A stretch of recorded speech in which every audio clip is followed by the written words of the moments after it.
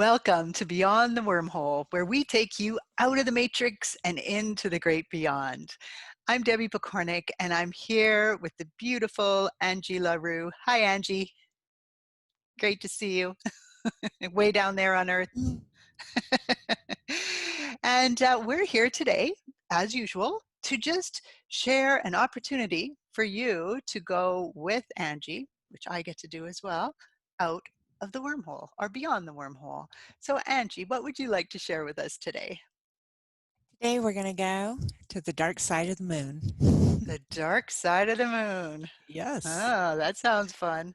This is an early trip. So I've done many trips to the dark side of the moon. And I don't know, I'm not sure how many now. It's a really great place to go.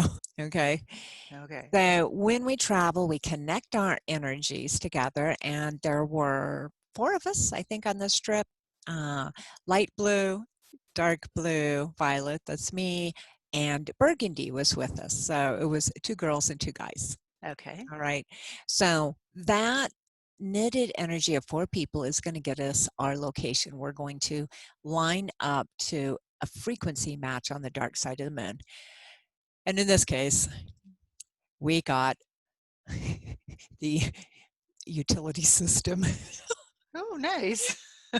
It was floor after floor after floor of just pipes, water pipes. Oh, And lovely. the pipes were dripping. Things smelled like metal. There was lots of sounds of water.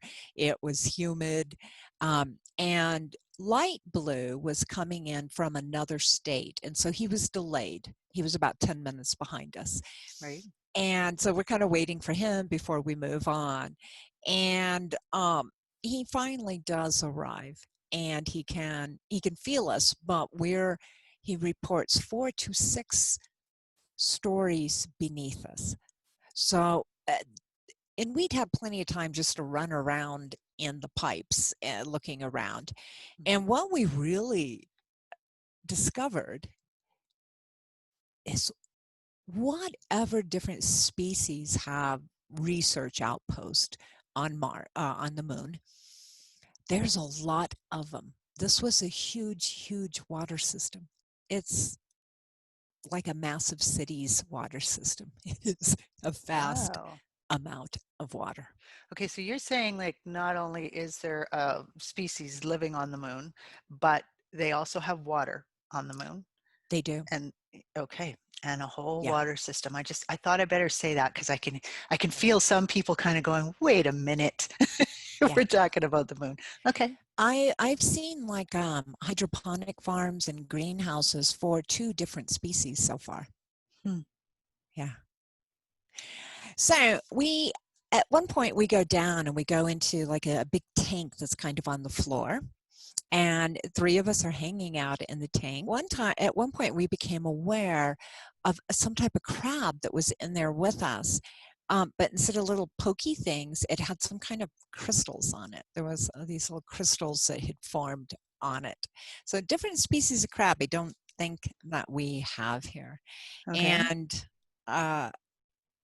we originally thought we might be in some kind of planetarium, because when we travel out of body, we glow. We put out a gentle glow. And the top of this tank that we were in had water droplets on it, and our glow was reflecting off of the water droplets. So we thought it was the stars. But eventually we figured out that we were actually in a water tank. And Uh, and it was you. it was us just Okay. standing. Yeah. Yeah. Huh. So we finally get our 4th person to join us. He gets caught up with us, and we decide to leave. We've been in the pipes long enough. Right. So there is a doorway. Actually, there's multiple doorways, but one of them's lit out. That's the one that we're attracted to. Hallway going in 2 directions. One way seems more interesting. We go to that. And we run into some type of conduit, some type of almost like a glass tube or something, and it has a phenomenal amount of energy in it, and energy is radiating out of it. So this seems like a major supply or something that's feeding into the different floors or different sections inside the interior of the moon. And understanding that there's really no habitations on the outside. There's some workhouses and structures, but they're living inside. Okay. So we get to experience that for a little bit, and then we decide to travel up and see where it leads. So we go upwards and we land on the surface at the base of this giant antenna, which is sitting on a big, huge black slab of stone. This antenna, that energy tube, are connected. They're one and the same. So it must be communications going up and down from this antenna. Hmm. We get Burgundy, bless her heart, she gets sucked up the antenna. Oh, no. and she's yelling, help me, Angie, come get us. I'm like, oh no. So I go up the antenna. All I have to do is just kind of release off the black rock is all I have to do. And I naturally float up the antenna. So I get to her, she kind of, connects to me, wraps around, and I'm upside down, kind of pulling myself back down the antenna. And I know there's probably a better way to do it, but it's the only mental construct I can come up with to get both of our energy forms down the antenna. Hmm. In the meantime, Light Blue finds a box, and he said, this is somehow connected to the antenna. I'm trying to understand, what this does. And he kind of gets lost, and then he finds in a V of the mountains, actually light blue and dark blue both go off. They leave the antenna and they go off on an exploration. They find some kind of doorway in a mountain and some extremely bright energy source in the V of two canyons that looks cut. It looks like machine cut, the V Okay. does. Burgundy and I decide to go back down inside. The antenna's not working for us. It's drawing us, and it keeps trying to suck us up and spit us off of the moon, and we're just energetically having a hard time with that. So we drop Okay. back inside, and we asked to go to someplace very calm and pleasant and soothing, because this was actually energetically disturbing to us. Right. Something about the antenna's energy discombobulated us, and we needed someplace to kind of chill out and ground. Right.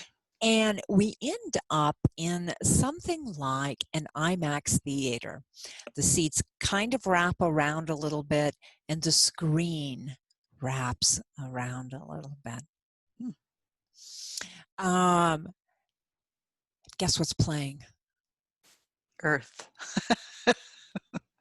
Yeah. Really? Street scenes from cameras on Earth. Oh, wow. So there's somebody riding by on a bicycle. There's an old man sitting on the stoop of a house, stoop of like an apartment building, like maybe in New York City. There's scenes from like animal cams and national parks. It's all Earth. Wow. Earth.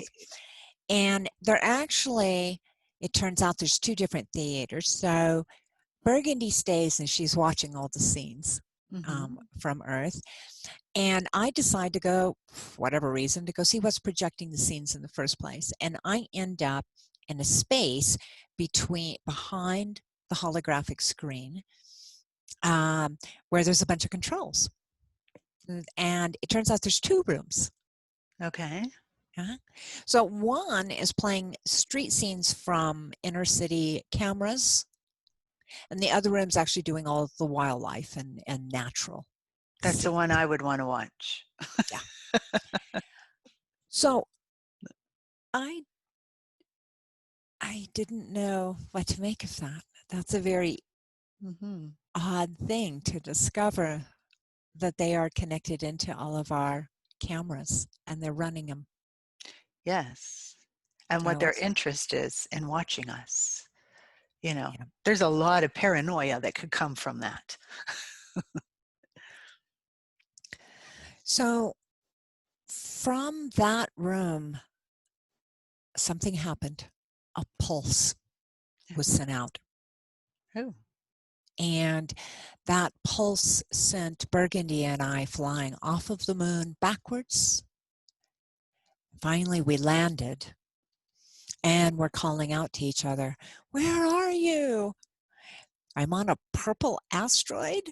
Like, where are you? And I'm like, yeah, a purple asteroid. I don't know anything about a purple asteroid in our solar system. And then we're yelling to dark blue and light blue. Light blue is still at the box, and the box somehow, or he's back at the box again. And for some reason, he became very fascinated with this utility box, had a bunch of cables and stuff in it. And it just captivated him completely. And so somehow he was able to stay on the moon. Dark blue got pulsed off too, and he was on a purple asteroid. So all three of you were on purple asteroids? All three of us, the same. Or on the same purple I think we asteroid? all got Gotcha. onto the same asteroid, but it was curvy and bumpy, and we were on different parts of it. Right. Lou and I decided we were annoyed. We didn't like that. Something had ejected us off of the moon, and we decided to try to go back. Burgundy's like, oh, this has been quite an adventure. I'm just going to stay right here. I'll wait for you guys. I've already been shot up a post and yeah. She's like, I've had enough adventure. yeah. So Dark Blue and I kept trying to get back to the moon, and we couldn't. And so I tried to open a wormhole and ended up with just a whole series of wormholes and giant wormholes, and none of the wormholes would let us enter. And we spent a long time actually trying to get back to the moon. It was the bizarrest, something was keeping us off of the moon. Wow. The only person who was able to stay there was Light Blue, who was still exploring the box. And it's connected to other antennas on other planets to jump the signal. So, it's like the dark side of the moon is like a research station, and it's sending signals to places very, very far away, probably research information, and it has to jump it. So this tower on the moon is one of a number of towers as the information splits off and goes to different species. So apparently this is a joint use tower. So he did learn that from the box. Wow. Wow. So eventually, I don't think this is a jump I did quite a few years ago, but I think I've got all the pertinent information. So there you have it. We have taken you beyond the wormhole, not that far. I mean, it's far, but it doesn't seem that far because we can see the moon. We know about the moon. But maybe we didn't know that there was all of this stuff going on there. And so thank you for sharing that with us and for helping us to get to see a little bit of the dark side of the moon, which, other people can travel to as well at some point. So nice. One thing I would like to offer as well is, I know through firsthand experience, there's a lot of research stations. It's kind of like Antarctica, the dark side of the moon. There's a lot of research stations by different species. There's also a lot of ships. Most of them are 6-dimensional ships. So as we go through these times here on Earth, and we're trying to evolve into a more spiritual, more emotionally balanced, and more stable species, there's actually a lot of beings out there that care about us. They care.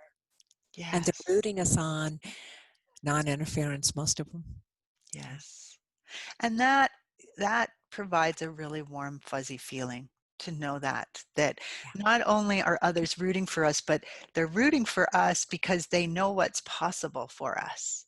We hear all the time about our own human potential. And as an individual, what's your full potential? And so when you hear something like that, it has a beautiful feeling of, all right, so what is our full potential? Never mind mine personally, but when we all work together as a collective. Oh, and I think I made my whole hair disappear. So with all that said, this was our Beyond the Wormhole for today, and we hope that you will take it and share it and have fun with it. These aren't meant to be heavy things that make you question life as you know it in a way that makes you feel bad. These are ideas to help you recognize that this stuff is out there. Angie has seen it. She's here telling us about it. And it's not just Angie. We know that there was at least burgundy, light blue, dark blue, and other colors that we've talked about on other shows that are doing this too. And you can too. And you can too. And so Angie's quote that I want to share with you today is that what Angie is living is the natural state of a freed human, freed from the matrix of social engineering and indoctrination. We all have the capability of living both as a human and as an eternal spirit. So you too can do this. I can do this. Might take a little bit, but we can. So thank you, Angie. Thank you for sharing with us. And I encourage you to go to crystalarrays.com for more information, for more episodes of Beyond the Wormhole. And until next time, bye for now. Oh, can't wave because it's not there.